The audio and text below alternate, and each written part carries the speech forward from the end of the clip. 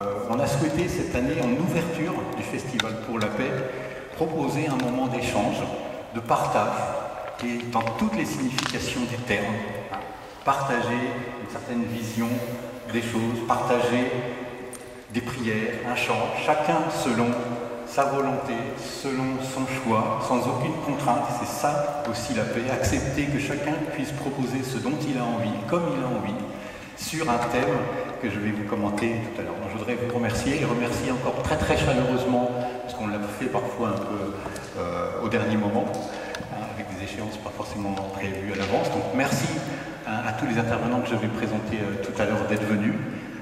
Moi je suis un peu ému pour cette intervention qui éclaire de manière importante tout ce qu'on souhaite faire avec le Festival pour la paix, avec le projet qu'on a derrière ça. Et pour y avant d'aller plus loin, et je présenterai les intervenants tout à l'heure, je voudrais passer la parole à Sylvie Gameau, qui est la présidente de l'association Convergence pour la paix, qui organise le Festival pour la paix chaque année. Donc je vais laisser la parole un petit peu à Sylvie, et je reprendrai. Alors, bonjour à tous et merci à vous, représentants de toutes les traditions religieuses, d'être là pour cette rencontre interculturelle qui nous va droit au cœur et qui représente vraiment un événement important chaque année. Cette année, nous avons voulu un peu, je vais employer ce mot-là, le glorifier, c'est-à-dire que vous commencez le festival et on ne fait que d'une relation, que finalement discuter une rencontre interculturelle, parce qu'il nous semble vraiment très très important dans toutes les activités que nous faisons à l'intérieur du Temple pour la paix, qui sera construit en Normandie. Vraiment, nous voulons développer effectivement les enseignements du Dharma en tant que bouddhiste, mais aussi en relation avec les autres traditions religieuses, parce que nous avons aussi beaucoup de points en commun, et au-delà de nos différences, comme c'est le thème de la religion, de cette rencontre, eh bien, qu'est-ce qui nous relie? Et ça, c'est vraiment nos objectifs principaux. Je remercie aussi le public d'être venu, et je vais aussi demander peut-être à la journée de venir de nous dire un petit mot de bienvenue. On peut passer le micro. Je pense qu'on va jongler beaucoup avec les micros, vous en voudrez pas. Donc vous savez, nous ne sommes pas des très grands professionnels dans la communication, s'il y a quelques points, vous nous les pardonnerez. Comment ? Je voulais simplement merci d'être venu pour commencer ce festival pour la paix et aussi pour le projet de construction d'un temple pour la paix dans le monde. Ce projet était encouragé par sa santé Dalai Lama quand il est venu en Normandie en 2008. Sa santé a béni le lieu de construction. Et puis, donc, on expliquait, dire à sa santé de ce projet pour la paix dans le monde, et aussi pour que cet grand temple soit utilisé pour intérêt religieux et de conférences annuelles et de séminaires et de prières œcuméniques, etc. Donc sa santé a dit que c'est une bonne idée. Nous sommes très heureux de recevoir la bénédiction de rendre visite de sa santé qui visite le lieu, et aussi avoir cette parole de sa santé qui est chargée de bénédiction. Depuis, on a eu plus de confiance et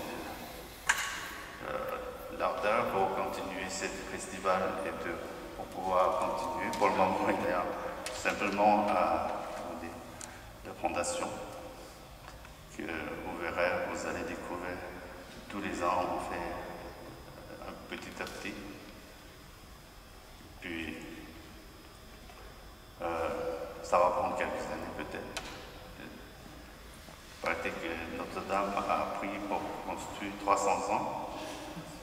Et puis, malheureusement, il a pris feu cette année.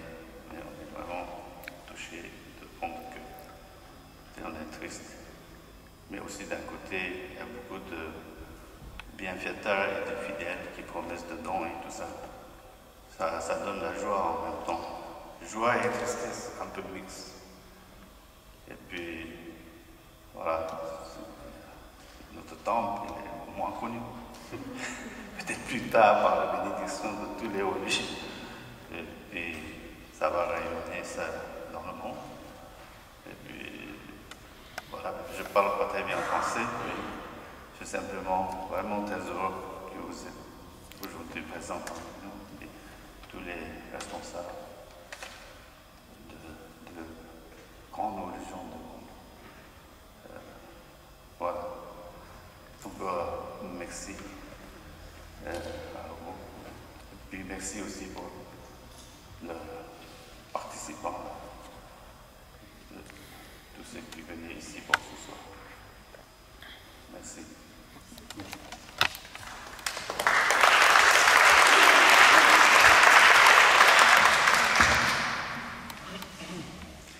Alors, pour cet échange, on s'est posé quelques questions, on a proposé des choses, mais de quoi on pourrait bien parler? Une idée qui est venue assez rapidement, c'est que dans le monde moderne, dans le monde occidental, souvent, dans le monde professionnel, dans les réunions qu'on connaît tous beaucoup, on passe notre temps à chercher ce qui est mieux ou différent de celui qui est en face de nous. J'ai plus raison que celui à qui je parle, et il faut que je trouve ce qui est différent chez moi et mieux pour l'exprimer.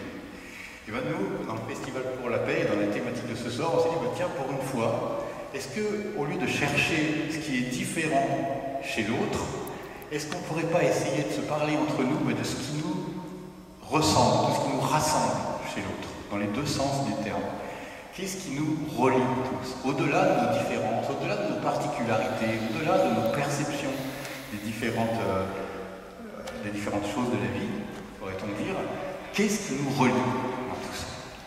Et on a pensé que c'était un thème que tout le monde peut aborder en essayant de le creuser, que ce soit sur un aspect spirituel, que ce soit sur un aspect partage de quelque chose, émotion sur un partage de quelque chose. Et vous allez voir qu'on aura ce soir, je suis sûr, des propositions très différentes d'un interlocuteur à l'autre, et c'est ce qui fait la richesse de tout. Donc on n'a pas donné de contraintes. En tout cas, j'espère que je n'en ai pas trop donné pour la consigne de ce soir, justement pour que chacun se sente libre d'exprimer ce qu'il souhaite exprimer, comment il veut l'exprimer, en toute liberté, dans un esprit de paix, comme le veut ce festival.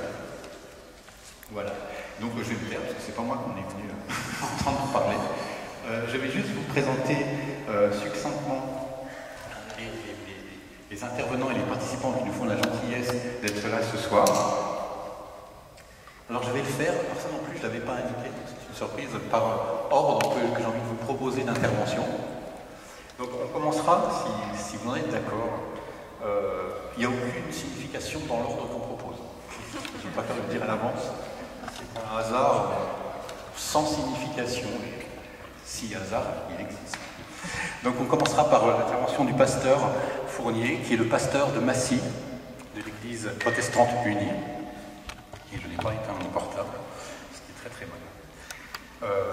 Le pasteur qui est très impliqué dans l'enseignement de la méditation et dans la participation à de nombreux séminaires interreligieux, le Festival pour la paix, et un séminaire et un stage qui a lieu chaque année au centre de Brest, organisé par Swami, dont je vais parler un petit peu tout à l'heure, qui a lieu régulièrement et qui est aussi un lieu de richesse extrêmement fort. Ensuite, nous aurons l'intervention du père Patrice Bourrier, si vous en êtes d'accord, donc prêtre catholique du côté de Poitiers, qui anime de nombreux stages extrêmement enrichissants et intéressants sur la méditation, et entre autres sur la méditation des Pères du désert. Et j'ai eu la joie d'assister à cette session il y a peu de temps, et c'était extrêmement enrichissant. Et ça fait aussi partie des choses qui nous rassemblent et nous relient.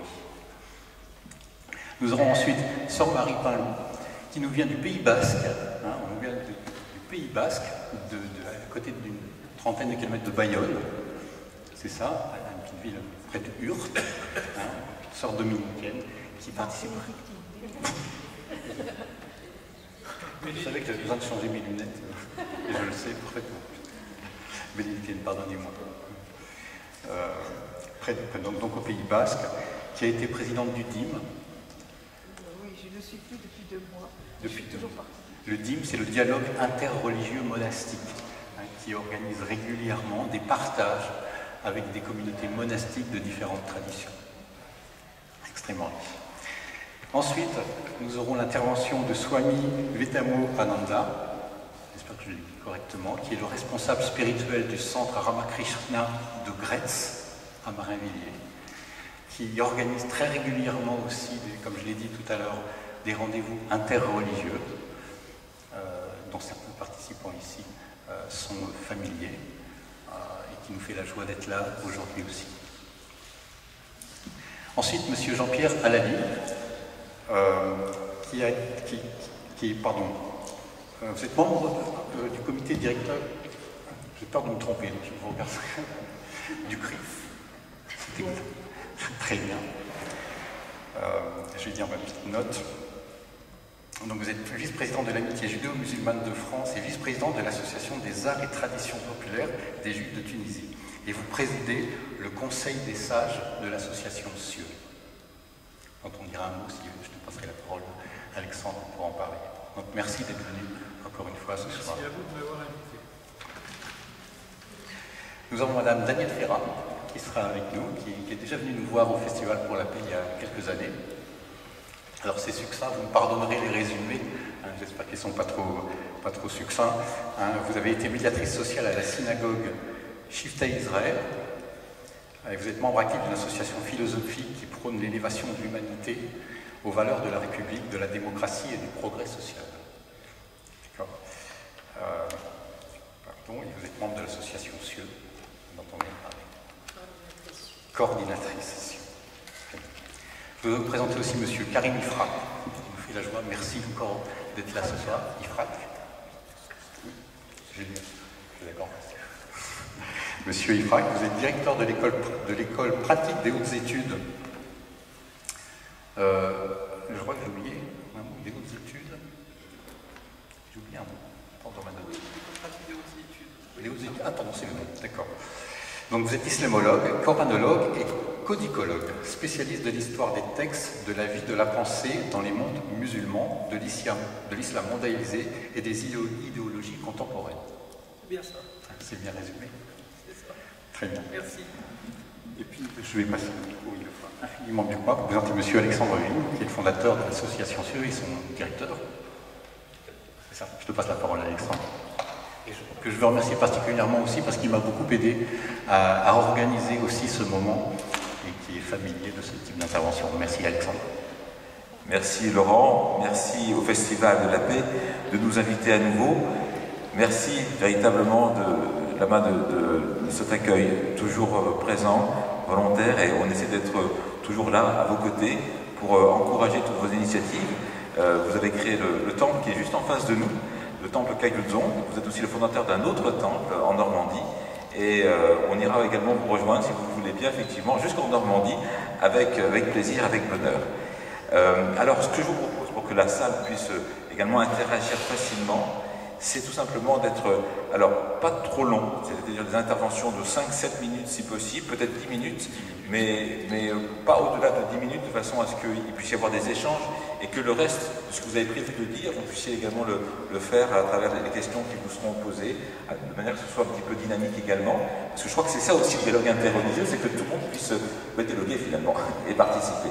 C'est tout le sens en fait de ce qu'on a essayé de faire dans l'association CIEU, lorsqu'on a commencé en 2005 avec Jean-Pierre Alali, avec Danielle Ferrat et maintenant avec tous nos amis qui nous ont rejoints, c'est de faire en sorte que les dialogues interreligieux soient de véritables dialogues et non pas une succession d'interventions aussi passionnantes évidemment avec de prestigieux orateurs que vous êtes, mais également que ce soit un partage. Donc on essaiera d'avoir cet esprit de partage également. En tous les cas, Laurent, Léna a très bien fait des choses puisque vous avez devant vous des personnes qui connaissent le dialogue, mais dans sa diversité. C'est-à-dire qu'il y a le dialogue, on va dire, interconvictionnel, basé sur des convictions, sur un partage d'idées. Et ça, c'est le fait, effectivement, plutôt des du dialogue de quartier que l'on réalise avec Danielle Ferrat, coordinatrice dessus, avec Jean-Pierre Alali, avec Karim Ifra, qui est un conférencier également, qui débat sur des idées, des opinions directement. Et puis vous avez également le dialogue caritatif. C'est celui notamment du pasteur Frédéric, qui est pasteur à Massy, qui est également donc aumônier d'hôpital, et donc qui sait aussi accompagner les uns et les autres à travers l'action caritative. Ce type de dialogue-là existe aussi. Et puis enfin, il y a le dialogue monastique. Alors là, c'est le dialogue intérieur en soi, la sienne, puis évidemment celle des autres, où l'idée c'est plutôt de partager son expérience de l'absolu. C'est la grande chance que nous avons avec Saint-Marie Pinlou, avec le Swami Mitamurananda, avec également, bien sûr, Lama, et puis le père Patrice, qui, lui, pratique également des ponts, essaie de créer des ponts entre la vie intérieure et puis le développement humain. De tout cela, il faut nous parler maintenant. Merci beaucoup. Maintenant que je vous propose de commencer, pasteur, si vous voulez, oui, on vous donne le micro ou vous venez sur la scène. C'est comme vous voulez. Comment le micro? Ici. Micro. Ok. Ici? Oui, celui-là. D'accord. Au milieu. Voilà. Donc je tourne le dos. Ah. Non, non. Voilà. Par contre, on va le mettre là. C'est mieux. C'est mieux de passer le micro, hein? Oui, on passe le micro. C'est mieux de passer le micro. Bon, c'est ce que j'appelle un peu notre amateurisme. C'est très bien d'être assis parce que je suis paresseux. Hein. Alors, qu'est-ce qui nous unit tous, au-delà de nos différences doctrinales, dogmatiques? Je pense, là je parle au nom d'une vision protestante, je pense que c'est la sacralité de l'être humain. L'être humain est sacré pour, je pense, 3 raisons. D'abord, je vais commencer par un texte biblique qui me vient à l'esprit, qui est le mythe de la création qu'on a dans la Genèse. Alors quand je dis mythe, ça ne veut pas dire que c'est faux, c'est vrai d'un point de vue théologique, pas historique. Et dans ce mythe de la création, qu'est-ce qu'il y a? Il y a Dieu qui crée l'être humain et qui, il est dit, il fait l'être humain à son image et à sa ressemblance.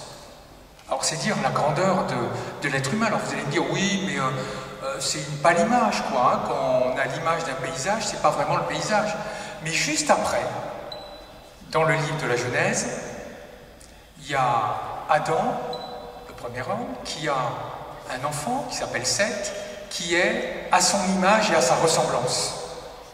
Moi, si je dis, en parlant de mon père que j'admire, je suis à son image, c'est plutôt élogieux, pour moi. Mais là, c'est exactement pareil pour l'être humain. L'être humain est à l'image et à la ressemblance de Dieu. Vous avez un rabbin, Eli Munk, que vous devez connaître, dans son commentaire de la Genèse, qui dit que l'être humain est une étincelle de l'Esprit divin. Et Grégor de Nazianze, un théologien du IVe siècle, un mystique, dit que dans l'être humain, il y a une parcelle de la divinité. C'est vraiment dire la grandeur de l'être humain. L'être humain est un être divin. L'apôtre Paul dira à peu près la même chose quand il dit que le corps de l'être humain est le temple du Saint-Esprit. C'est-à-dire que son corps est en fait la maison de la divinité. Ça, c'est le premier point. Le deuxième point, c'est qu'il y a, l'être humain est sacré, donc j'ai dit d'une part parce que c'est un être divin, d'autre part parce qu'il est un avec Dieu. Dans une parabole du Christ, le jugement dernier, alors pareil, hein, c'est pas le jugement dernier, à la fin des temps, c'est pas de la science-fiction, c'est une manière de parler pour véhiculer une vérité théologique, spirituelle. Le Christ rassemble toute l'humanité, et puis à sa droite, il y a ceux qui sont sauvés. Et puis qu'est-ce qu'il leur dit? Il dit, mais c'est bien, c'est formidable, quand j'avais eu faim, vous m'avez donné à manger, quand j'ai eu soif, vous m'avez donné à boire, quand j'étais nu, vous m'avez habillé, Quand j'étais étranger, vous m'avez visité. Alors là, les sauvés, ils disent, attends, quand est-ce qu'on t'a vu? On t'a jamais vu. On t'a jamais donné à manger, on t'a jamais donné à boire. Quand est-ce qu'on a fait tout ça? Et le Christ répond, à chaque fois que vous l'avez fait au plus petit des miens, c'est à moi que vous l'avez fait. C'est-à-dire qu'il y a une unité très forte entre le Christ, entre Dieu, et surtout entre les êtres humains, avec le Christ, avec Dieu. Ce qui a des conséquences éthiques, ce qui fait dire à un théologien, toujours le même, Grégoire de Nazianze, il s'adresse aux chrétiens. Dépêchez-vous d'habiller le Christ. Dépêchez-vous de nourrir le Christ. Parce qu'à chaque fois que l'on est bénéfique envers un être humain, on est bénéfique envers Dieu. Et en plus, non seulement c'est bon pour les autres, pour les personnes qu'on aide, mais aussi c'est bon pour soi. Il y a un autre théologien du IVe siècle, Grégoire de Nice, qui dit que quand on est bénéfique envers les autres, on se déifie soi-même. Notre image divine, elle est recouverte, elle est encrassée, mais à chaque fois que nous sommes bénéfiques envers les autres, il y a cette image divine qui se révèle.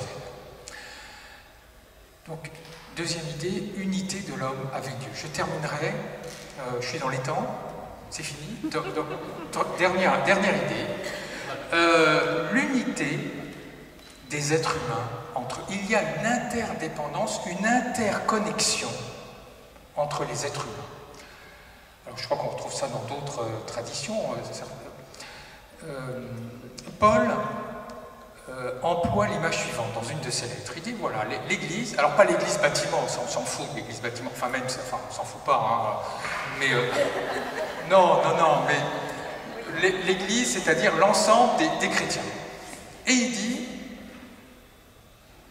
en fait, l'église forme un corps, avec à sa tête le Christ, et puis quand on fait mal à une partie du corps, des membres, on peut dire chacun d'entre nous, eh bien on fait mal à tout le corps. Et quand on fait du bien à un membre, on fait du bien à tous les autres membres. Je pense qu'on pourrait reprendre exactement cette même image pour l'humanité. L'humanité forme un corps, avec à sa tête le réel ultime, appelons-le selon nos traditions le Christ, Dieu, le Brahman, l'esprit d'éveil, qu'importe. Mais en tout cas, quand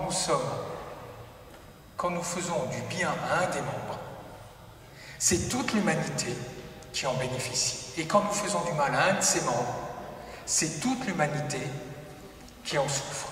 Et Paul va en tirer les conclusions. Il dit dans une de ses lettres, je trouve ça très beau, quand tu mens à un, en fait, il ne faut pas mentir. Pourquoi? Parce que nous sommes tous membres les uns des autres. Donc c'est ça le raisonnement. Quand tu mens à un seul homme, c'est à toute l'humanité que tu mens. Mais par contre, quand tu dis la vérité à un, quand tu as une parole constructive envers une personne, c'est envers toute l'humanité que tu es constructif. Donc c'est la troisième idée, la bonté. Donc, ce que je voulais dire, la bonté envers une personne, c'est bénéfique envers toute l'humanité parce qu'il y a interdépendance entre nous. Donc, oui, l'homme, l'être humain est sacré parce que nous sommes étincelles divines, parce que nous sommes un avec Dieu, en tout cas unis avec Dieu, et parce que nous sommes interconnectés les uns aux autres. Et j'aimerais juste terminer par une brève prière de ma tradition.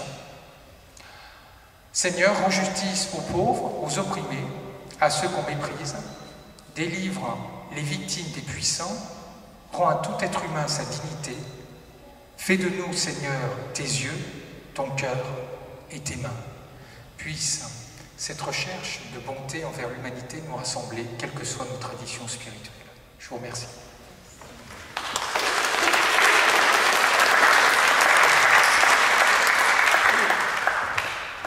Merci, monsieur le pasteur. Et on va rebondir tout de suite avec Arémi Frac qui voulait effectivement citer le passage d'un hadith qui reprend presque textuellement, effectivement, parole. Merci beaucoup pour ces éclairages. Et en fait, j'ai été frappé par l'exemple que vous avez cité, à savoir que Jésus, donc c'est ce grand maître spirituel qui a appelé à nourrir Jésus, à aller visiter Jésus, etc. Ben, on le retrouve presque mot pour mot dans la tradition islamique, à travers la bouche du prophète. Et là, on ne parle pas de Jésus, on parle de Dieu, où il est dit que Dieu, il demande à l'humanité « Pourquoi vous ne m'avez pas visité? Pourquoi vous ne m'avez pas donné à boire? Pourquoi vous ne m'avez pas donné à manger ?» Et les hommes répondent à Dieu « Mais comment est-ce qu'on peut donner à manger? Te donner à manger, tu es le divin, comment est-ce qu'on peut te visiter ?»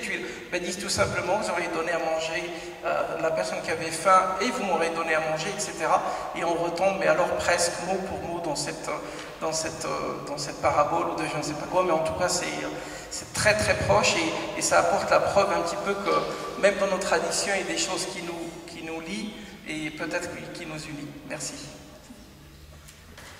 Merci de cette première remarque. Alors nous avons beaucoup de chance aujourd'hui car nous avons la présence du père Patrice Bourri. Il y a en France, On entend. Il y a en France de 5 prêtres. 5 prêtres qui sont à la fois donc prêtres et aussi en fait psychologues cliniciens. Voilà. Et en plus, il a reçu l'autorisation d'exercer en tant que effectivement psychologue clinicien par son autorité religieuse, c'est-à-dire par l'évêque en fait de Poitiers. Donc on a beaucoup de chance d'avoir cette double expérience. J'étais encore hier avec Karim Ifrak qui m'avait invité hier donc à un déjeuner à l'ambassade d'Irak, avec en présence de l'ambassadeur. Il y avait des gens très importants, il y avait le directeur de l'Institut catholique de Paris par exemple, il y avait le directeur de la Fondation des œuvres pour l'islam, enfin bon, je ne vais pas tous les citer, il y avait Pax Christi, il y avait l'évêque de Troyes qui était là également. Et on disait notamment avec Pax Christi qu'il faudrait, dans toutes ces régions, notamment d'Irak, du Proche-Orient, qui ont été martyrisées, avoir davantage de psychologues pour essayer de guérir autant que possible les blessures. Eh bien, c'est peut-être de cela dont on va entendre parler maintenant, de guérison. Voilà.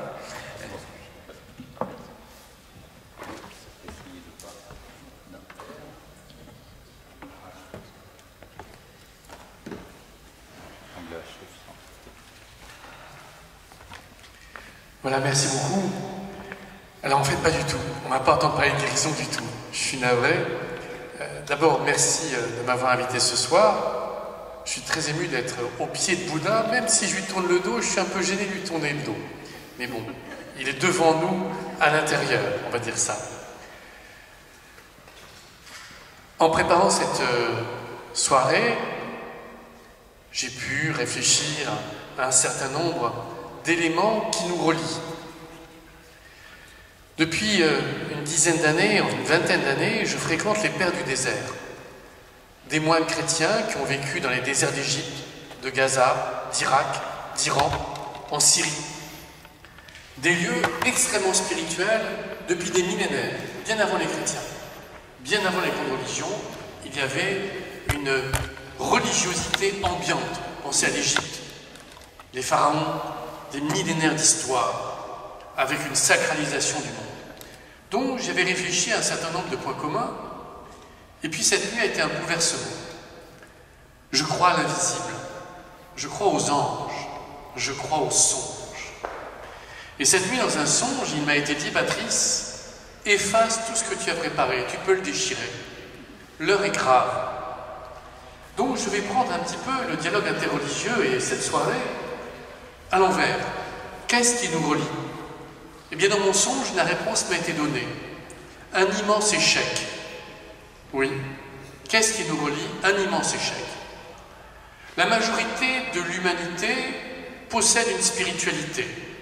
Ceux qui ne croient en rien sont extrêmement rares. Et pourtant, les fils d'Abraham, à l'échelle du monde, ne cessent de se combattre.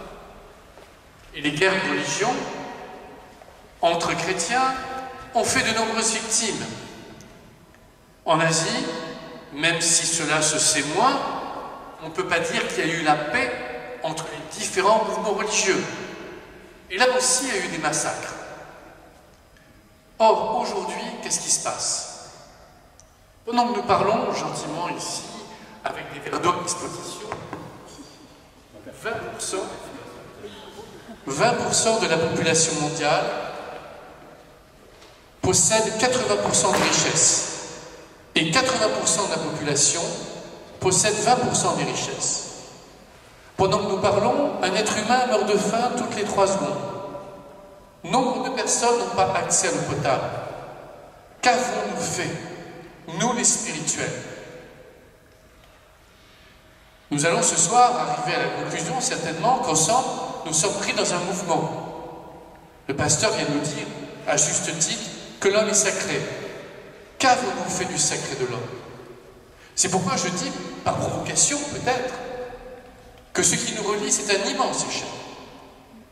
C'est-à-dire qu'avec une population mondiale qui fait une référence à une spiritualité, quelle qu'elle soit, le monde devrait être merveilleux. Chaque être humain devrait avoir sa place. Ce n'est pas le cas. Il y a des êtres humains qui meurent dans l'indifférence générale. Il y a encore des guerres au nom de Dieu, aujourd'hui.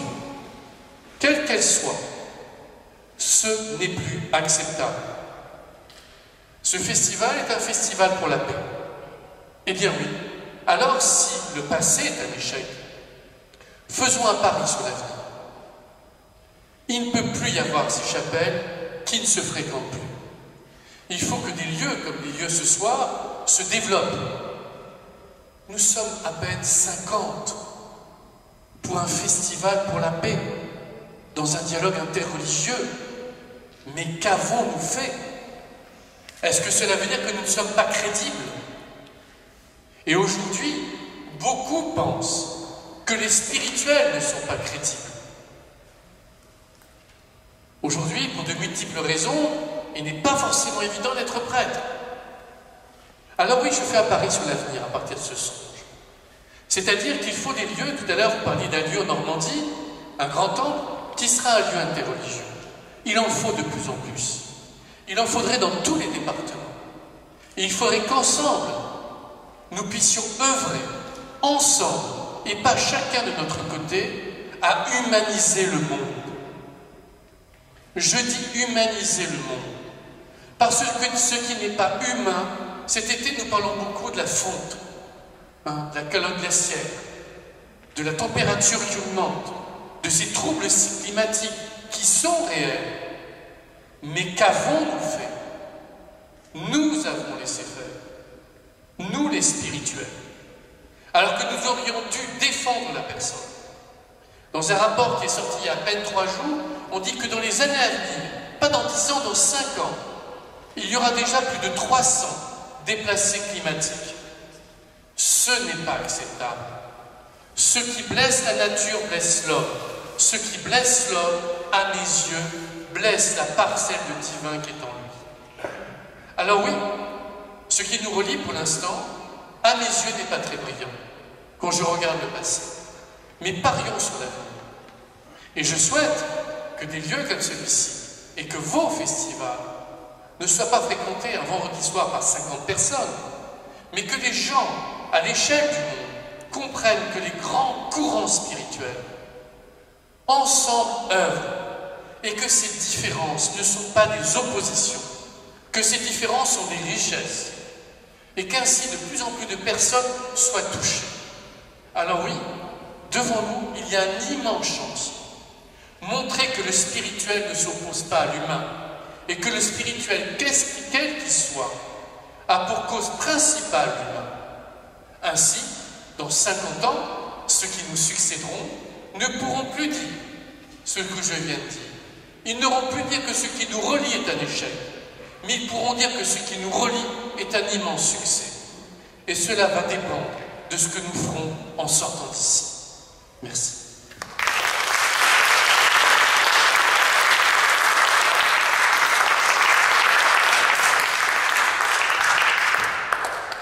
Merci Père. Alors, on sera normalement, si un miracle a lieu dimanche, un peu plus nombreux. Je pense qu'il y aura même des centaines de personnes ici même, comme généralement le Festival de la Paix nous en réserve effectivement la surprise, la bonne et heureuse surprise. Mais c'est vrai que nous sommes un petit reste, et c'est bien finalement. de savoir qu'on est soutenu, et même par bonnes personnes, parce que finalement, ce qui compte, c'est le partage. Et le partage, même si on est à 2, 3, 4 ou 5, au contraire, moins on est nombreux, et finalement, mieux on peut s'écouter. Mais je suis d'accord avec vous, peut-être que il y a dans ce que vous avez dit un peu de pitié à l'égard de cette humanité. Et je me demande, oui. Je me réfère à le représentant du CRIF. Pitié, en hébreu, c'est l'amour maternel de Dieu. C'est les entrailles de Dieu. Dieu aime passionnément l'humanité. Et il doit souffrir de la voir aujourd'hui souffrante. C'est ça la pitié. Oui, c'est vrai. Et je me demande finalement si c'est pas un peu ce qui nous relie tous, non-croyants, croyants de différentes religions. Rousseau, lui, pensait que la pitié, justement, c'est ce qui était le moteur du lien social. Alors la pitié aujourd'hui, c'est un terme effectivement qui a un peu évolué. Peut-être qu'on peut parler de miséricorde davantage. Mais peut-être que si effectivement on est tous un peu entachés par une faiblesse, une faille, d'autres diraient un péché, alors peut-être c'est ça qui nous unit, qui nous identifie, qui nous caractérise. Peut-être qu'effectivement la question de la miséricorde et de la pitié est peut-être aussi centrale de cette petite conversation que nous avons entre nous. En tous les cas, on verra bien en vous écoutant les uns les autres et en partageant avec vous. Sœur Marie Palou, la parole est à vous. Toute la richesse des interventions qui rendent ces rendez-vous passionnants, la diversité qui va avec. Sœur Marie. Non, personne ne sera déçu de rien. Merci beaucoup, seulement je vais essayer d'être bref, j'avais prévu quelque chose de plus long. Enfin, voilà. Le sujet par lui-même, la religion, qu'est-ce qui nous relie? Et je vais d'abord commencer par citer un poète latin, 150, 160 avant Jésus-Christ, qui dit « Je suis un homme, rien de ce qui est humain ne m'est étranger ». Et cette citation de ce poète pourrait être l'une des devises des croyants des diverses traditions religieuses.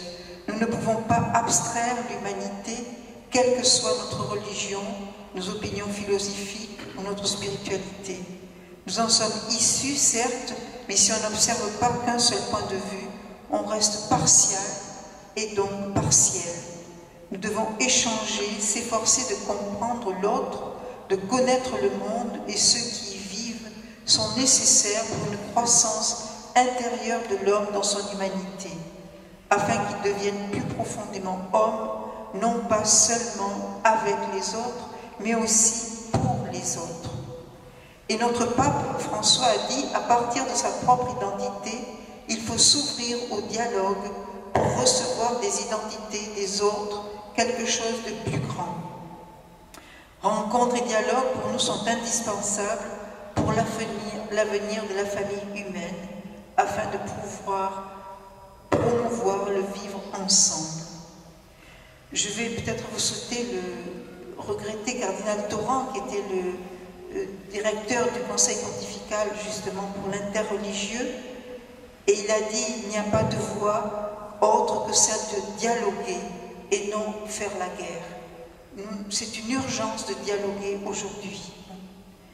Et plus récemment, après la mort du père Hamel, le cardinal 23 avait dit dans son homélie « Une société de confiance ne peut progresser que par le dialogue dans lequel les divergences s'écoutent et se respectent ». Et puis, on a aussi eu cette grande rencontre d'Assise en 1986, où tous les représentants des religions étaient là, bouddhisme, hindouisme, jaïnisme, zoroastrisme, sikhisme, islam et judaïsme, et les religions traditionnelles d'Afrique. Et tout le monde était là pour se donner la main, prier pour la paix. Et il a dit, le pape, non pas prier ensemble, mais être ensemble pour prier. Et nous devons surtout, tous, utiliser ces trois niveaux de dialogue. Le dialogue de la vie, où on va s'efforcer de vivre dans un esprit d'ouverture, de bon voisinage. Le dialogue des œuvres, collaboration, du développement intégral et de la libération totale de l'homme, que ce soit dans la famille, l'éducation, la démarche, la justice et la paix. Et puis je voudrais citer un texte extraordinaire qui est sorti en février. Le texte qui est sorti Abu Dhabi, une grande rencontre qu'il y a eu entre le pape et le grand moufti d'El-Azhar du Caire, où il parle de la fraternité humaine pour la paix mondiale et la coexistence commune. Et je vous conseille d'aller lire ce texte, c'est absolument extraordinaire. Très très beau texte, voilà. Qui a été repris après par d'autres instances, comme par exemple comme il y a eu aux Philippines, etc. Ils ont retravaillé ce texte. Donc, c'est surtout une analyse, donc, la déclaration sur la fraternité humaine. Et donc, notre valeur conjointe avec nos frères musulmans et les catholiques d'Orient et d'Occident, pour nous, sera la finalité d'adopter la culture du dialogue comme chemin, la collaboration commune comme conduite et la connaissance réciproque comme méthode et critères. Voilà, c'est tout ce que je pourrais vous dire pour l'instant. J'ai beaucoup abrégé. Voilà.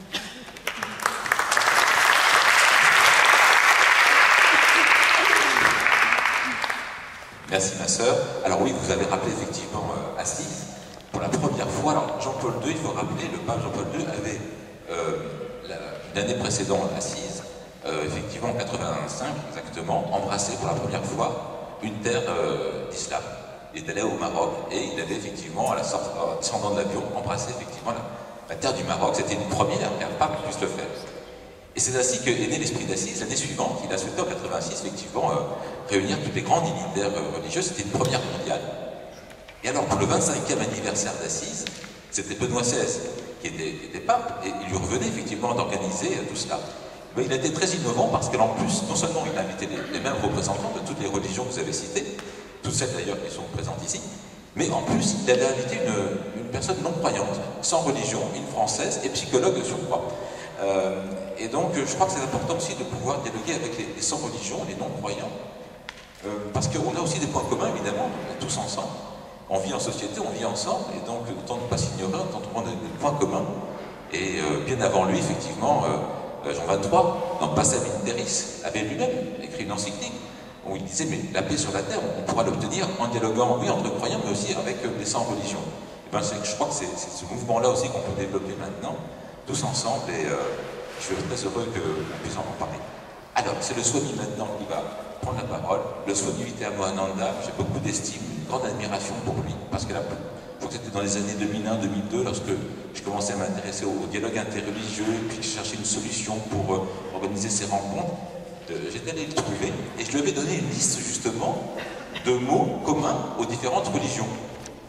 Des mots communs, en fait, que j'avais trouvé dans la Torah, la traduction œcuménique de la Bible. J'avais repris tous les mots communs, donc la Torah et puis la Bible chrétienne. Et puis, je cherchais dans quelle mesure, effectivement, c'était aussi commun à l'islam, au bouddhisme, à l'hindouisme, etc. Et le Swami Vivekananda, parce que lui, c'est un grand spécialiste du sanskrit, avait traduit tous ces mots en sanskrit. Voilà, c'était entre les années 2004-2005, il y a bien longtemps, mais vous voyez, le point commun nous relie justement aujourd'hui à travers ces mots et ces paroles.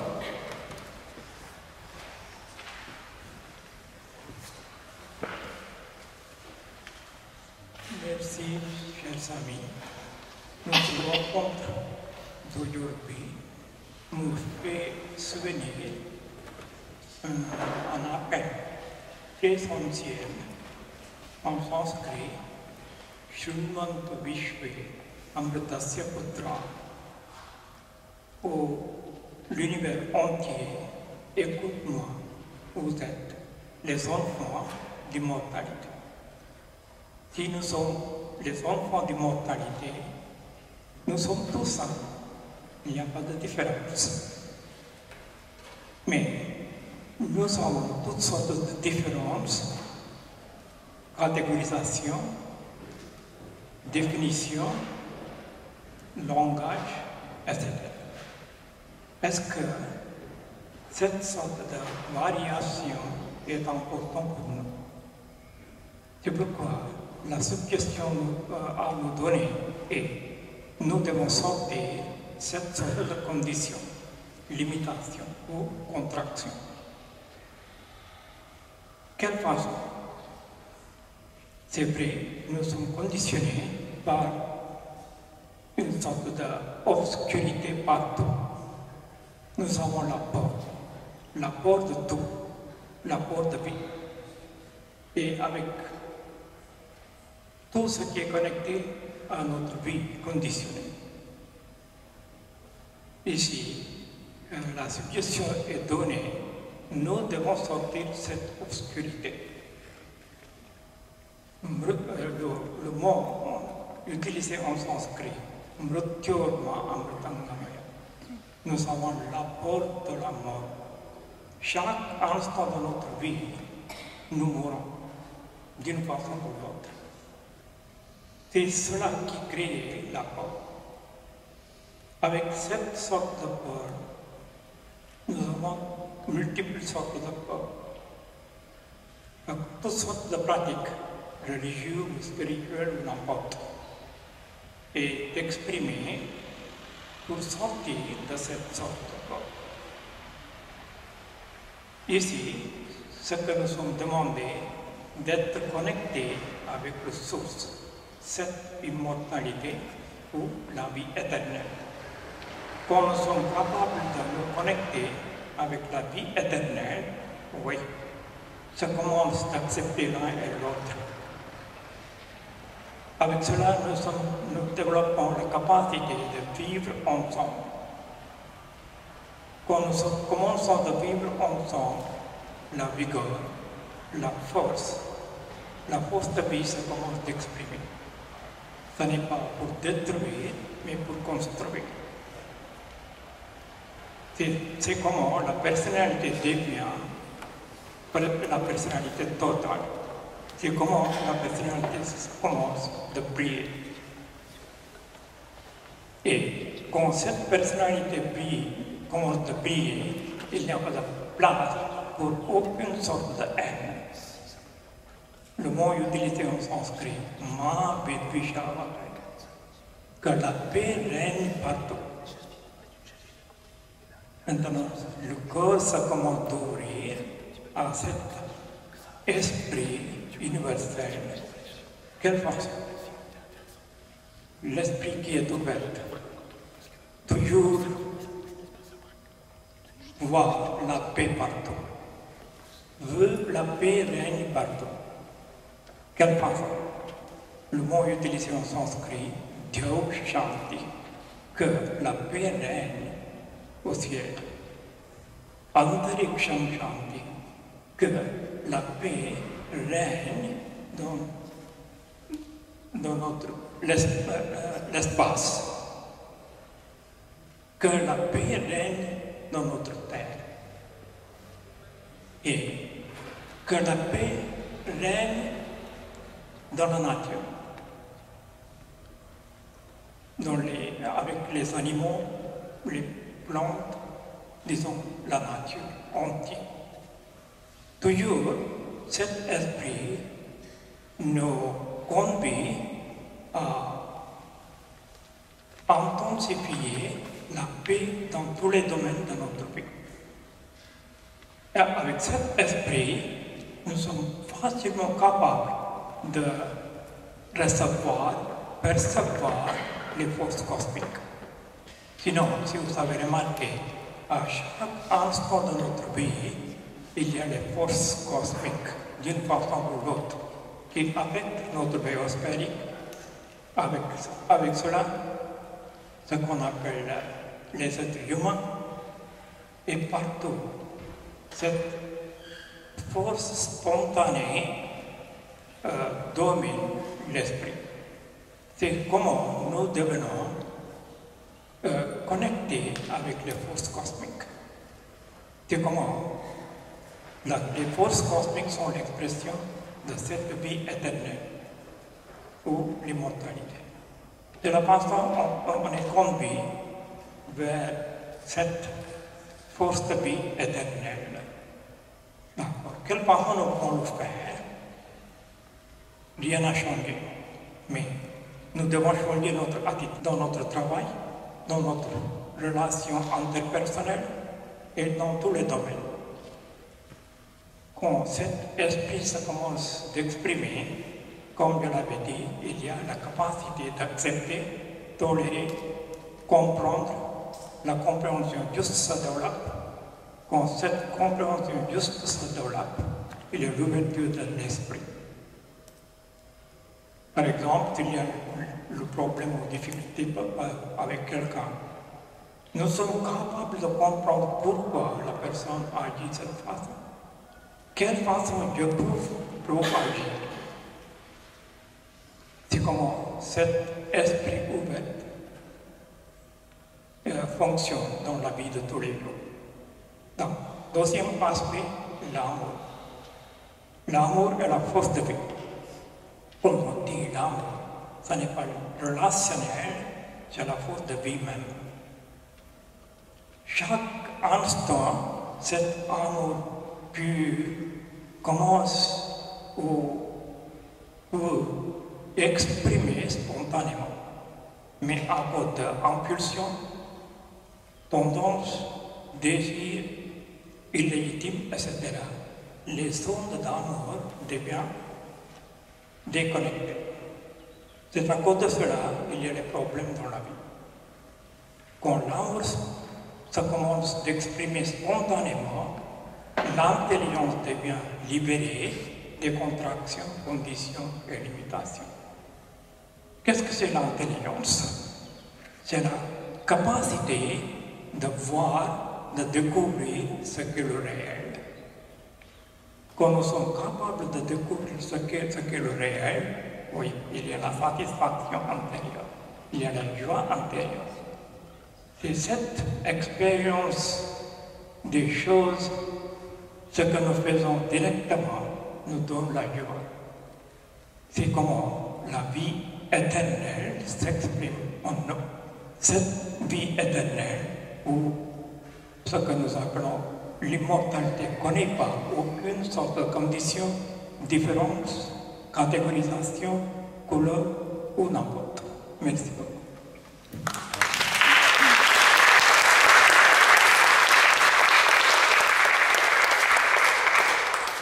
Merci beaucoup, Swami.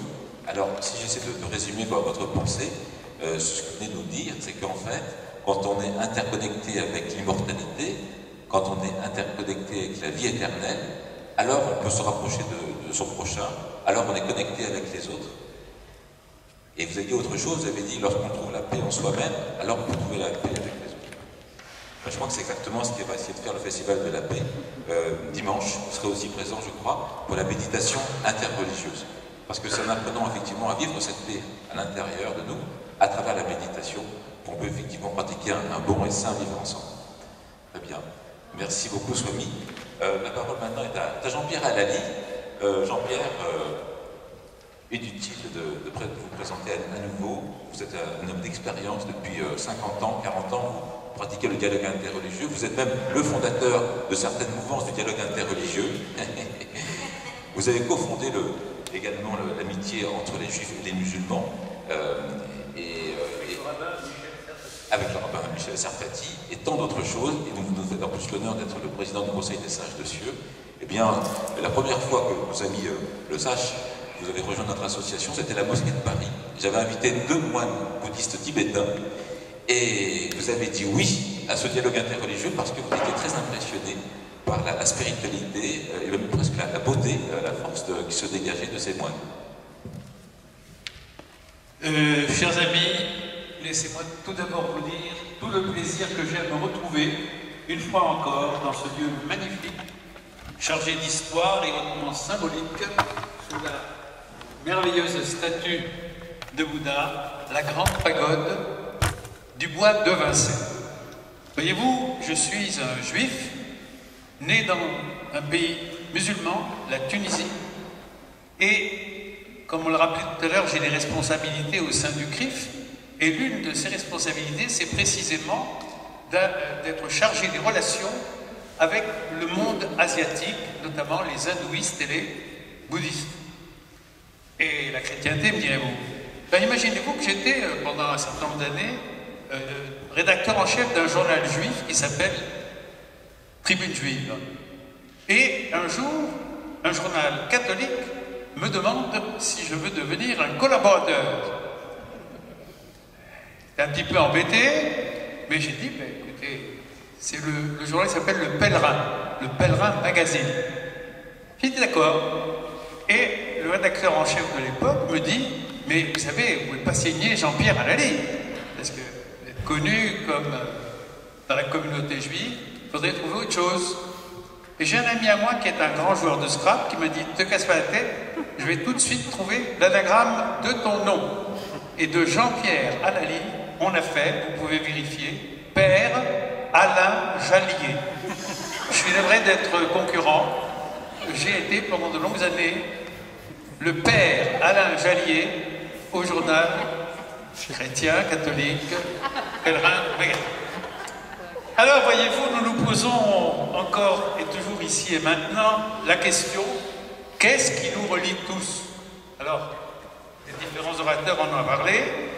Je ne partage pas le pessimisme du père, vous voyez, mais je crois que depuis quelques années, on parle ici et là de vivre ensemble, de tolérance, comme si ça n'allait pas de soi. Mais voyez-vous, ce qui nous relie tous, c'est notre appartenance au même ensemble, l'humanité. Je ne crois pas que ce qui nous unit, c'est un drame ou une erreur, mais c'est l'appartenance à un même ensemble, et cet ensemble s'appelle l'humanité. Quelle que soit notre couleur de peau, blanc, noir, jaune, rouge, quelles que soient nos convictions religieuses, politiques ou philosophiques, chrétiens, musulmans, juifs, bouddhistes, hindouistes, libres penseurs, hommes et femmes de droite, de gauche ou du centre, nous sommes avant tout des êtres humains, semblables, et dès lors, selon l'expression chère à l'écrivain Albert Cohen, nous sommes des frères humains, des frères humains. Bien entendu, quand Cohen dit des frères humains, il pense également aux femmes. Hein. Toutes les croyances, toutes les philosophies mettent l'accent sur cette destinée commune. La tradition juive dont je suis l'héritier nous enjoint de nous aimer les uns les autres. Celui qui sauve un être humain, un seul être humain, c'est comme s'il sauvait toute l'humanité, est-il écrit. Dans le rituel juif, voyez-vous, chaque Shabbat, et ça va commencer dans pas très longtemps, chaque Shabbat, ça commence donc le vendredi soir, nous étudions une portion de la Torah qu'on appelle paracha. En français, ça s'appelle un péricope.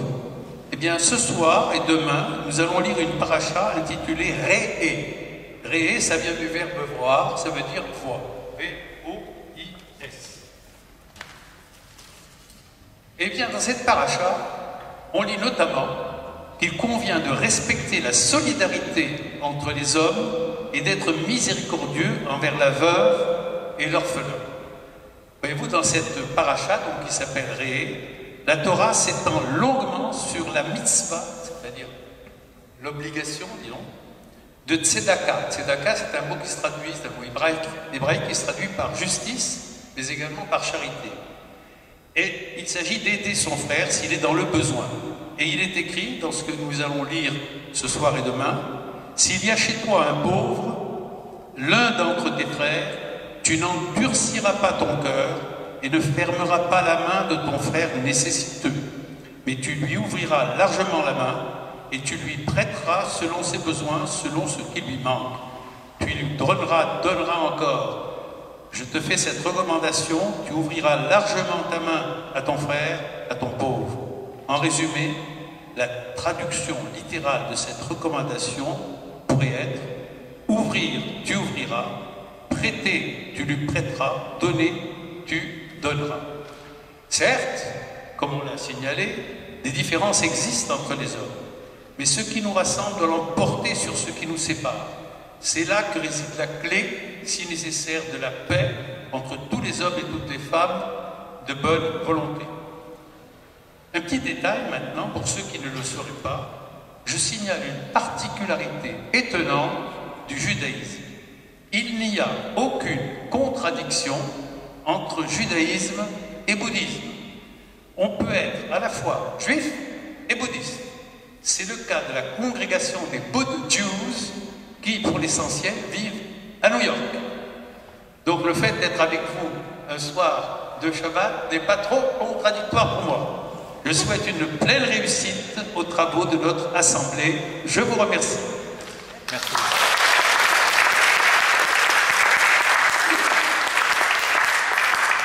Merci beaucoup Jean-Pierre Alali. J'ignorais totalement que vous aviez été effectivement... Je suis le père Alain Jallier. Le père Alain Jallier, alors vraiment extraordinaire. Vous voyez jusqu'où peut aller le dialogue interreligieux. C'est vraiment le Dieu caché du judaïsme. C'est vrai que c'est Shabbat ce soir et pourtant nous avons la chance d'avoir également une autre fidèle juive parmi nous, c'est Danielle Ferrat, qui intervient aussi en tant que coordinatrice de Cieux.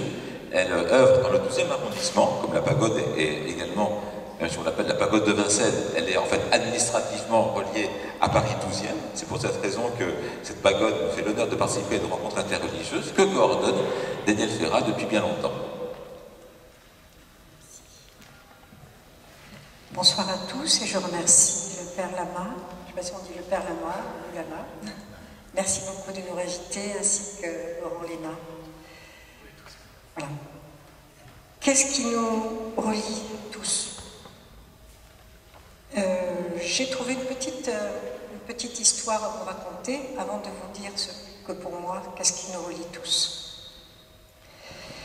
Il paraît, d'après les sondages, que les hommes choisissent comme entrée, lorsqu'ils vont au restaurant, des œufs mayonnaise.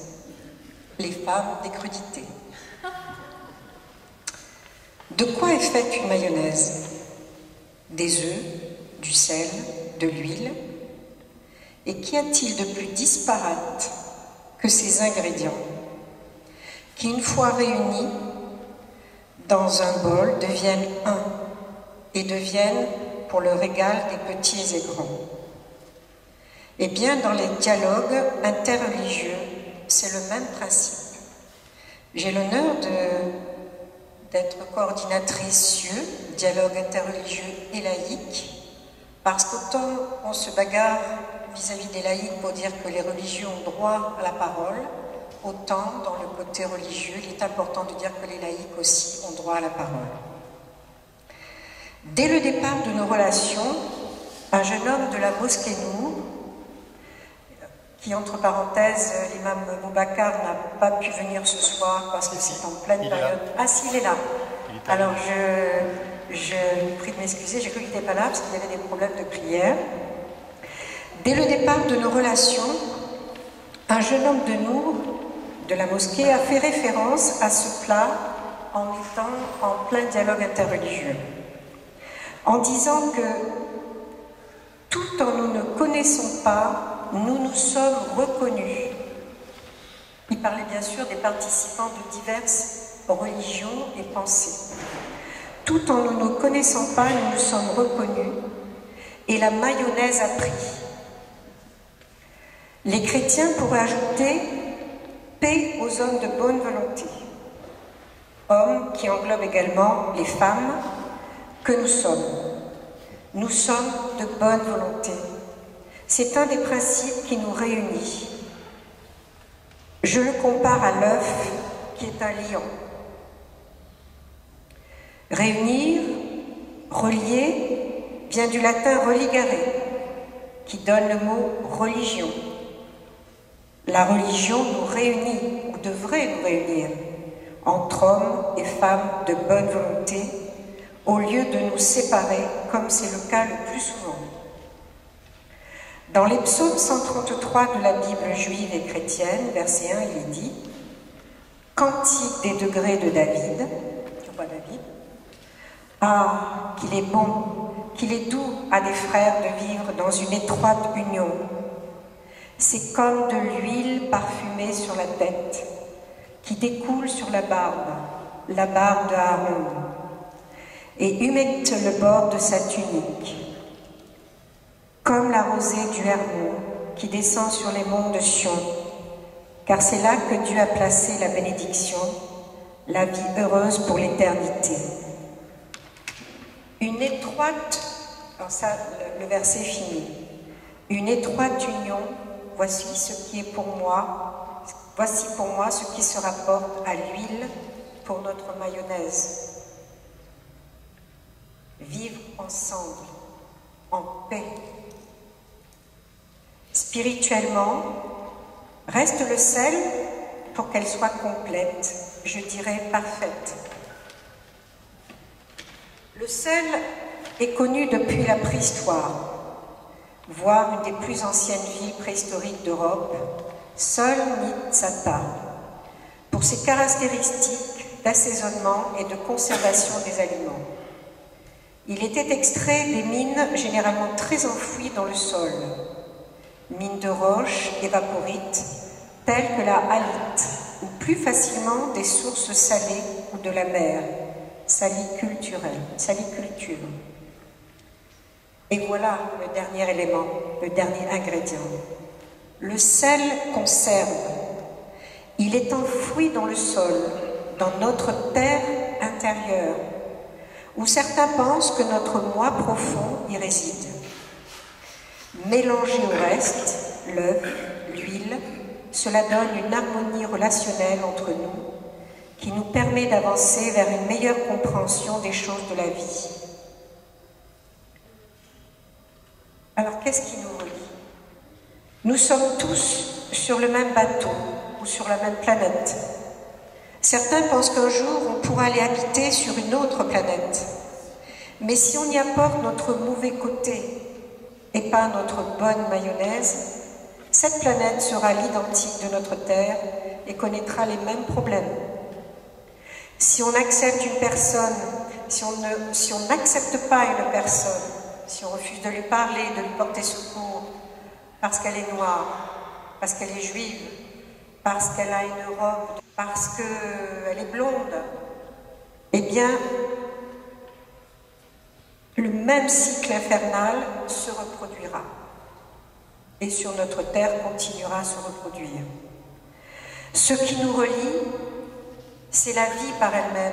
Les Égyptiens, dont on a évoqué tout à l'heure, avaient comme symbole un grand soleil qui représentait la divinité universelle, qui avait plein de longs bras et qui, au bout de chaque bras, avait une main.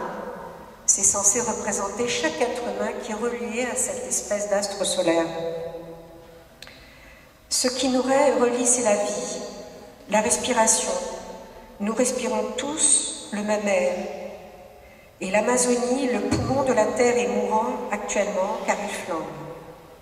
Nous vivons tous sur ce vaisseau spatial qu'est la Terre. Le ciel est le même pour tous. Alors il est urgent de conjuguer nos prières, car quel que soit le nom que l'on donne à Dieu, et je pense que notre ami Karim ne pourra pas nous contredire, quel que soit le nom que l'on donne à Dieu, c'est le même, la même entité que l'on prie, que l'on appelle Dieu, cosmique, créateur, sous des noms différents. C'est le même astre spirituel ou être spirituel. Donc c'est ce que je nous souhaite à tous. Nous avons parlé tout à l'heure de la pitié, et je suis d'accord avec tout ce qui a été dit. La pitié, en hébreu, c'est pas vraiment de la pitié, c'est le chesed, c'est la miséricorde. D'être miséricordieux envers l'autre, de casser les différences, d'aller vers l'autre, de voir ce qu'il est intérieurement et pas ce qu'il a en apparence. Je vous souhaite à tous une bonne fête pour la paix.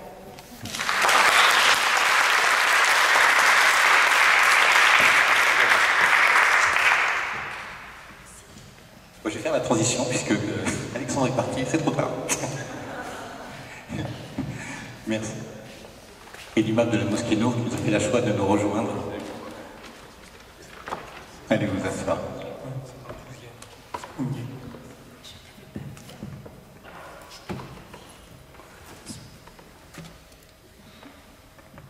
Très bien. Je vais donner la parole à monsieur Ifrak. Si vous en êtes d'accord. Vous pouvez pas dire non. Merci.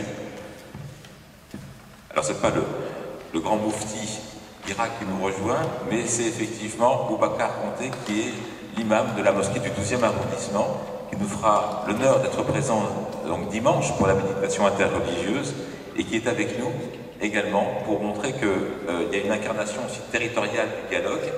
Le dialogue se fait dans des quartiers où les responsables de communautés, les communautés se reconnaissent les unes les autres, entre voisins. Ça, c'est très important aussi.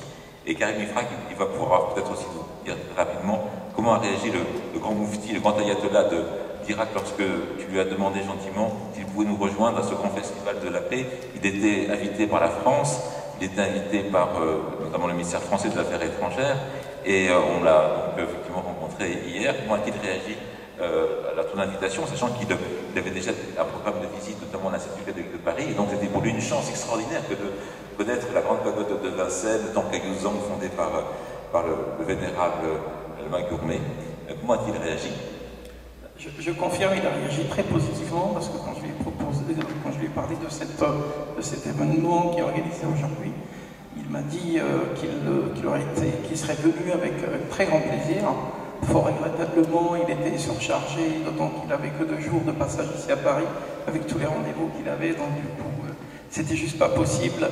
La preuve, c'est qu'ils sont partis, donc la délégation qui est arrivée d'Irak, de Bagdad, ils sont partis très tôt ce matin pour rejoindre la capitale et vaquer à d'autres occupations qui sont très importantes et très intenses. Voilà.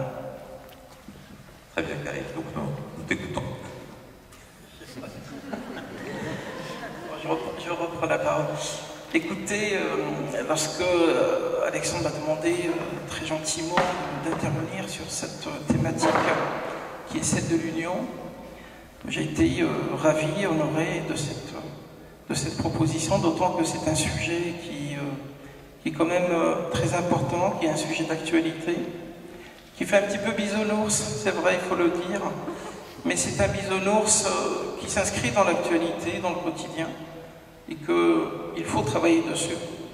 Parce que dans le fond, il n'est pas du tout bisounours.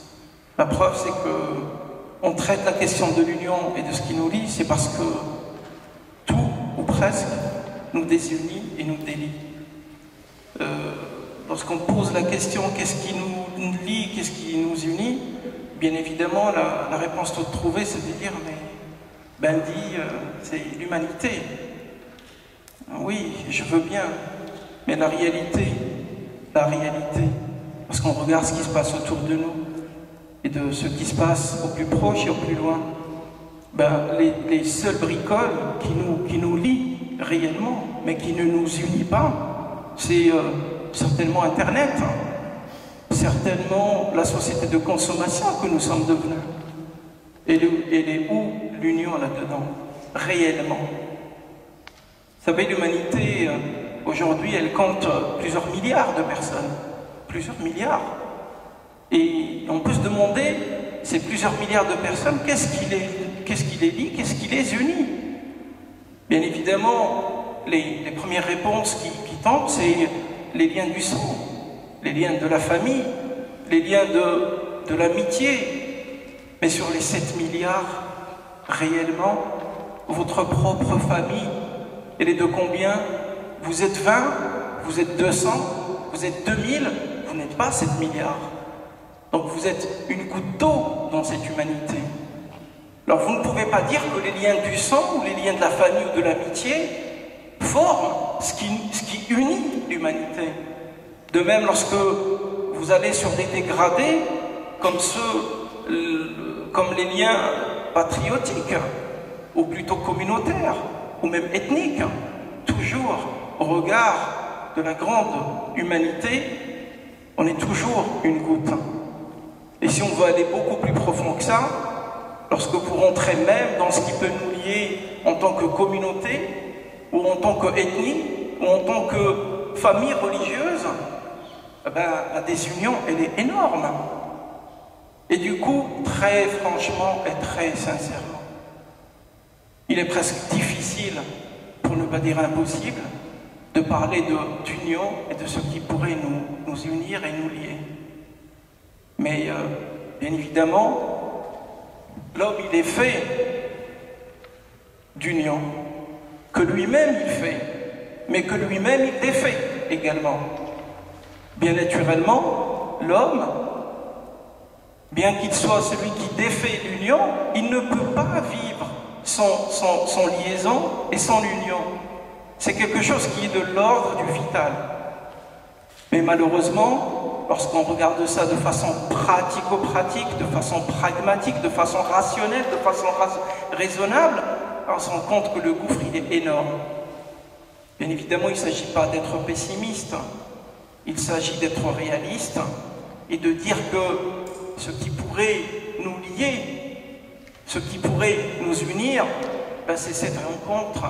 Il est vrai que nous ne sommes que 50, comme l'a dit le Père, mais bon, on va privilégier certainement la qualité à la quantité pour se faire plaisir. Voilà, vous voyez, mais c'est ça, c'est que dans la réalité de cette humanité, ce qui nous unit et ce qui nous nie, c'est des actions que nous menons en commun. Ce sont les combats pour lesquels on croit. Et c'est là où on retrouve, dans ce microcosmos, les liens du cœur, les liens des convictions, les liens de l'humanisme qui fait ce que nous sommes. Et c'est pour ça que la question des liens et de ce qui nous unit, ben c'est un combat de tous les jours, de toutes les heures, et qu'il faut l'entretenir et ne jamais lâcher l'affaire, parce qu'il est beaucoup plus facile de déconstruire que de construire. Et je vous remercie.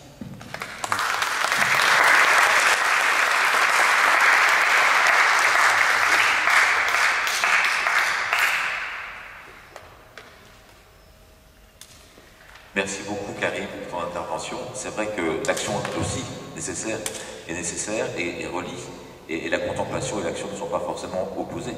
La preuve, chez les catholiques, la sainte patronne des missionnaires, ceux qui vont courir le monde et risquer leur vie, c'est une contemplative, cette sainte Thérèse de l'Enfant Jésus. Voilà, qui reste dans son Carmel, qui n'a jamais fait plus que 30 ou 40 pas par jour, pas plus. Voilà. C'est-à-dire que la prière, la méditation sont très importantes et après là peut-être à l'action, mais tout cela on découvrira dimanche. Nous avons la chance, justement dimanche, d'accueillir le Cheikh Boubacar. Il nous fait l'amitié d'être présent avec nous. Un petit mot avant de donner la parole au vénérable Lama Gourmet qui nous invite sur le sujet.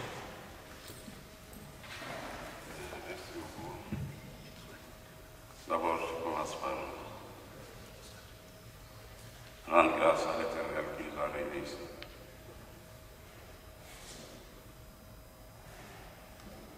Je rends grâce à tous les participants qui sont là. Et de mon point de vue, je sens quelque chose de très profond qu'il est difficile d'expliquer aujourd'hui. On parle des différences. Certes, il y a des différences. Mais les différences sont apparentes. Il n'y a pas de différence. Nous sommes tous pareils. Nous cherchons l'union là où il ne faut pas chercher ça. Nous allons chercher l'union à l'extérieur de nous, hors de nous. Il faut qu'on soit courageux, intrépide même, et qu'on commence par soi-même. Qu'on cherche l'union en soi-même. Qu'est-ce que ça veut dire? Ce n'est pas une compréhension intellectuelle. Mes frères et sœurs qui sont là, qui méditent beaucoup, ils savent de quoi je parle. C'est un travail qu'on doit faire sur soi-même. Et si vous le faites sur vous-même, vous allez trouver l'union avec tout le monde. Ce n'est pas en discutant intellectuellement. Ça ne sert à rien. On l'a fait depuis des siècles. Le musulman croit que sa religion, l'islam, c'est Dieu. Non, ce n'est pas Dieu. Le chrétien croit que le christianisme, c'est Dieu. Non, ce n'est pas Dieu. Le bouddhiste croit que Bouddha, c'est Dieu. Non, ce n'est pas Dieu. Les religions, tous confondus, ils ne sont pas Dieu. C'est autre chose. Dieu, c'est autre chose. Il faut le chercher en soi. Et moi, je profite de l'occasion pour rendre hommage au Dalai Lama. Parce que quand il était venu ici, moi j'ai lu beaucoup d'ouvrages bouddhiques. Je suis beaucoup vos émissions sur le dimanche à la télé. Je ne le suis pas très souvent parce que c'est rare de trouver de bonnes émissions comme ça. Et dans ces interventions, le Dalai, on était nombreux, il y avait des chrétiens, des musulmans. Et puis on l'a posé la question, il a dit non, mes amis, restez dans vos religions. Cherchez la spiritualité dedans. Et moi, je n'ai jamais lu le Coran ou en regardant la suite, je n'ai jamais fait ça. J'ai commencé à faire des recherches, à trouver les savants qui ont écrit, comme je parle sur son regard, qui ont écrit beaucoup de choses sur la vie intérieure. Et ça m'a beaucoup aidé jusqu'à ce jour. J'ai compris beaucoup de choses. Et il y a quelques années, on était invités ici aussi par les frères bouddhistes là ici, et avec Alexandre, à qui aussi il faut rendre hommage parce que dans le 12e arrondissement ici, Nous, ça fait une vingtaine d'années qu'on va vers les autres religions, avec cette ouverture-là. Et ils sont venus aussi dans le 12e, et puis le travail a continué. Et puis lui, il a réussi à ouvrir des églises, des synagogues, des mosquées. Je le dis, toi, tu es spécial, parce que celui que le Seigneur donne cette autorisation-là, il y a bel et bien quelque chose qu'il faut suivre avec lui. Donc, mes frères, je sais que, comme il a dit tout à l'heure, on est peut-être une cinquantaine, mais je vous assure qu'une seule personne, 2 personnes parmi nous ici, qui restent unis avec lui-même, il peut amener l'union dans l'univers entier. Donc, il faut commencer par regarder par soi-même, être courageux sur soi-même, et ne pas se décourager. Ne croyez pas les choses qu'on voit à l'extérieur qui font que, voilà, on pourra comprendre quoi que ce soit. Et le Créateur, il est très sage. Voyez-vous, on a des bouquets, j'ai un bouquet de fleurs devant moi ici. Il y a du noir, il y a du blanc, il y a du vert, il y a du rose, il y a du orange. Et si tu le regardes, cette diversité-là, c'est très beau. C'est ainsi qu'il a créé des êtres humains blancs, noirs, jaunes, c'est beau, mais il n'y a que l'être humain qui n'est pas intelligent. Évidemment, il voit tout avec son mental. Il ne comprend rien. Et il croit qu'il a tout compris. Voilà ce que je voulais dire. Excusez-moi d'avoir pris tout là.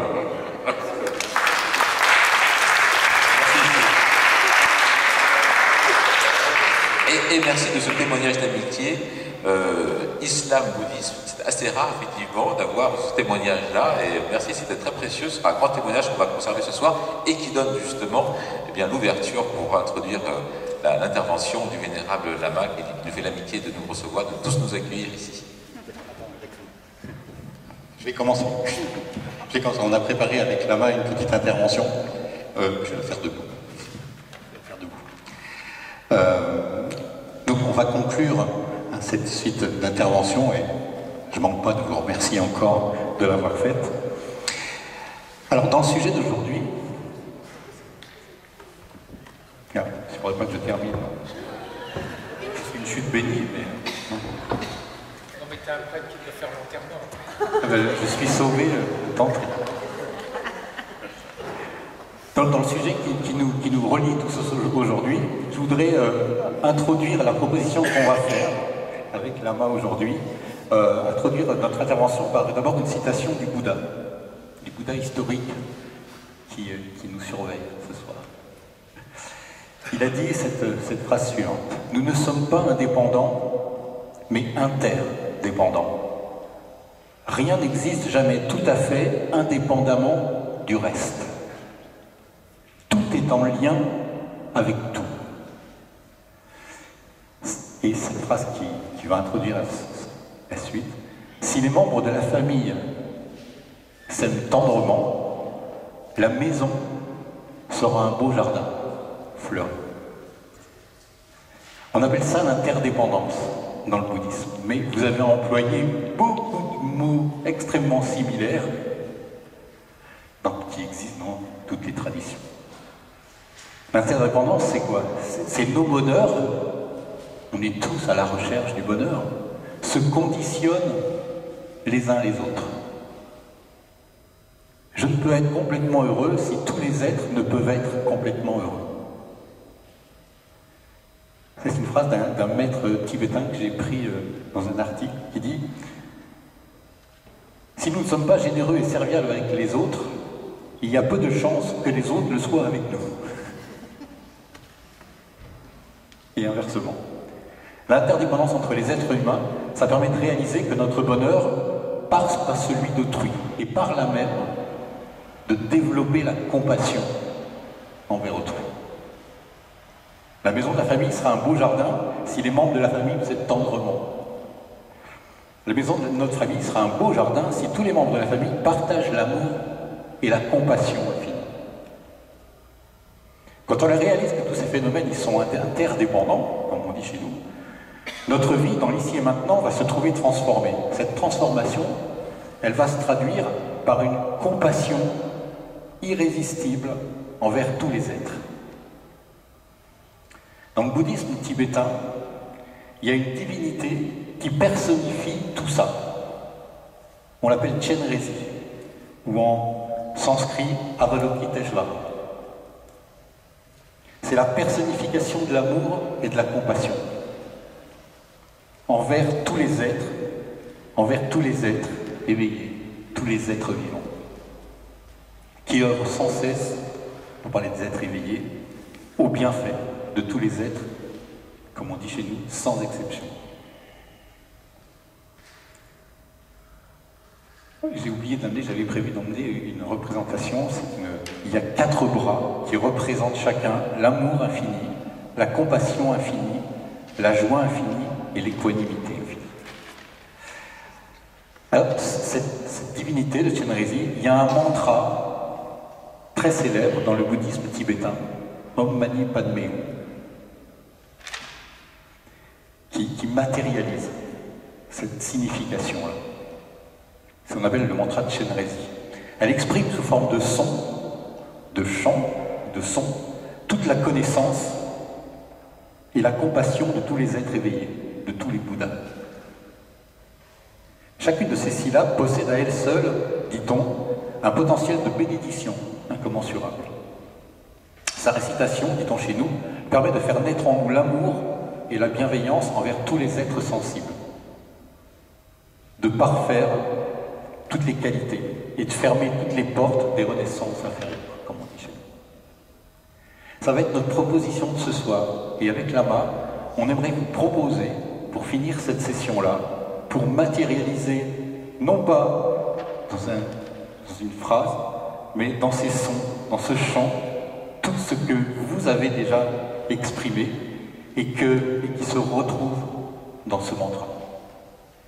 Et on vous propose, et Lama vous propose d'interpréter ce mantra pour vous.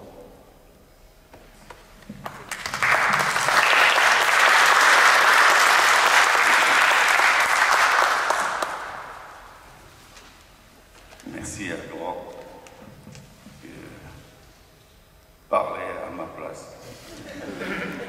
Français correct. Si je sais parler tout ça, je dis plein de bêtises.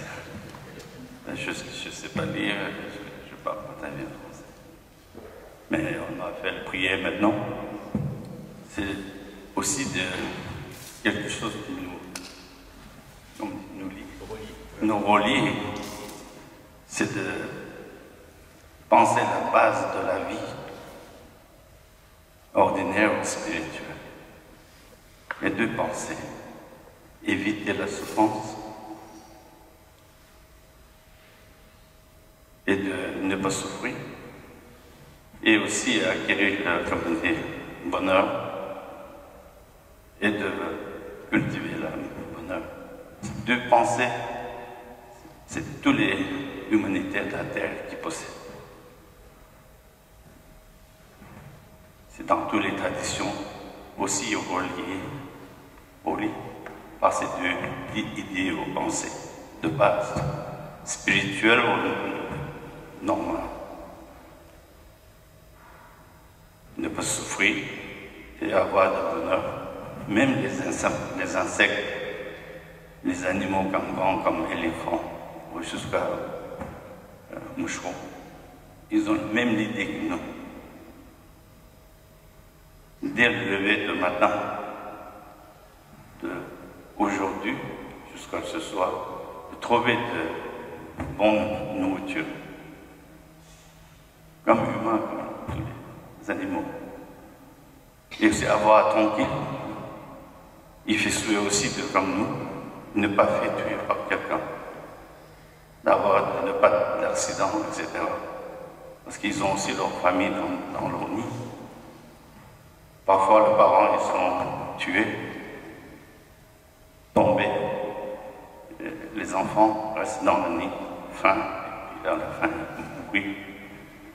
Donc, tous ces souhaits et de problèmes dans tous les êtres vivants. Même les plantes, on dit qu'il n'y a pas de l'esprit, mais ils cherchent toujours de lumière. Vous savez, quand vous faites pousser une plante devant la fenêtre, il ne tourne pas vers nous, il tourne vers la lumière. Mais tous nos soldes aujourd'hui, on ne sait pas où ils tournaient parce qu'il y a beaucoup de produits chimiques. Ils sont perdus un peu. Je disais ça en Normandie, l'autre jour dans le champ. Donc, maintenant, c'est tout ce qui nous relie, c'est la foi, la compassion, comme vous dites, la foi et dévotion. Compassion, éviter les souffrances pour nous et tous les êtres. Il priait pour obtenir le bonheur et de même aller plus loin, au-delà, etc. C'est deux pensées qui nous relient tous. Pas seulement humanitaire, c'est les êtres aussi.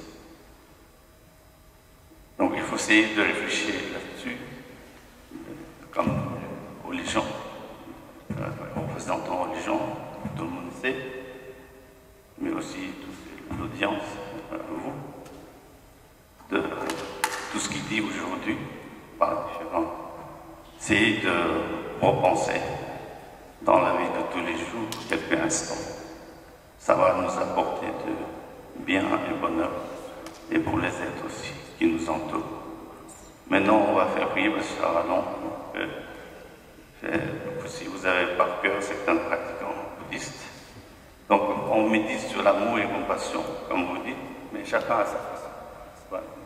Je vais faire citer le texte tibétain et le mantra sanskrit, mais chacun priait à sa façon, parce que la religion, toutes les religions pratiquent cette idée de compassion et l'amour, etc.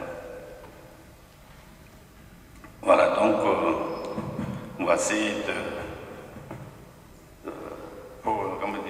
évoluer notre idée de base, ne pas souffrir et d'avoir de la bonheur. Ne pas souffrir, compassion, avoir bonheur, prier et la foi. C'est la base de la religion, toutes les religions du monde. Voilà. D'abord, il y a le président Fuji Bodhicitta, l'esprit d'éveil. Ensuite, il y a l'orange pour la Bouddha, la compassion, comme dit Laurent. Et le mantra, 6 syllabes, on va chanter 1 ou 2 minutes. Ensuite, la dédicace. D'accord?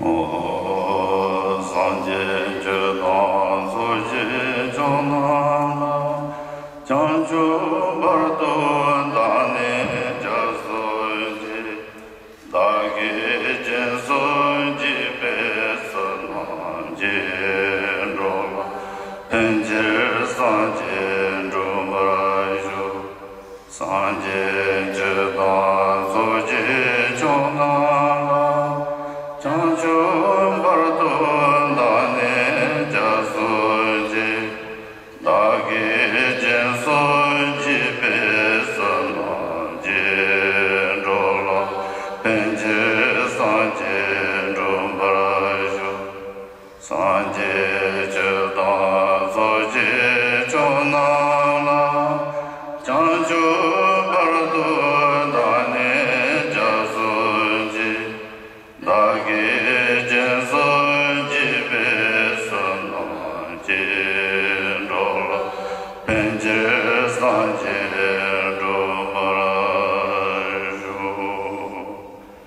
Joy, Jenje, Magyo, Kodoga, Zosan, Jiji, Ulaje, Tuje, Jenje, Rola, Ze, Jenre, Zela, Chanzelo.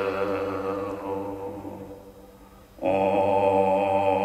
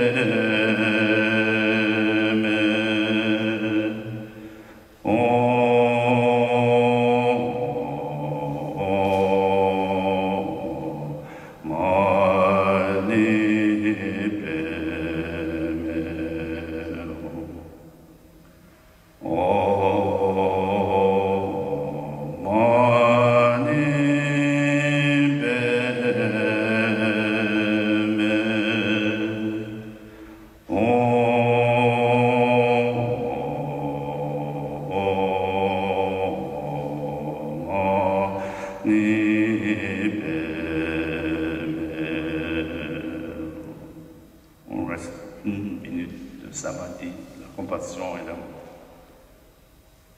Concentré dans la compassion.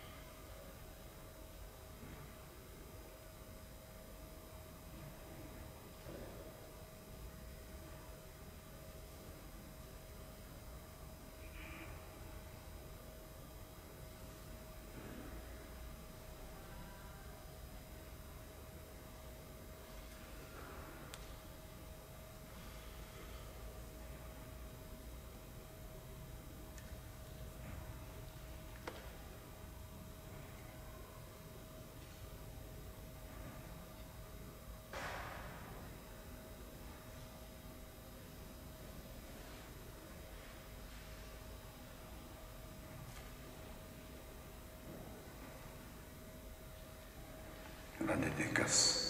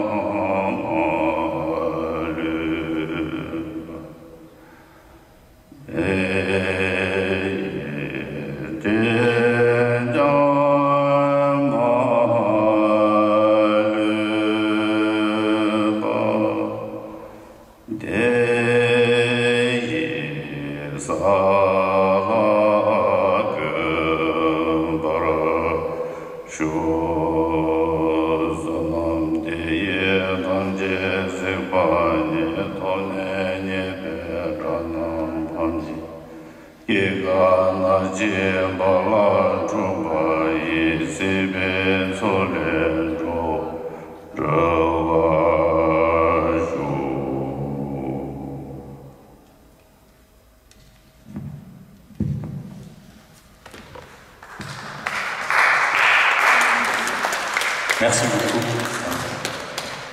Bon, il me reste à vous remercier. Cette séance touche à sa fin. Merci d'avoir été présent pour ce moment de partage. Et je pense que quand on prononce le mot partage, à la suite d'une séance comme celle-là, il a une signification un petit peu différente de celle de d'habitude. On partage les choses dans l'acceptation complète des propositions de chacun, qui sont très diverses. Mais c'est ce qui fait la richesse de ce monde. Merci à tous, merci à vous.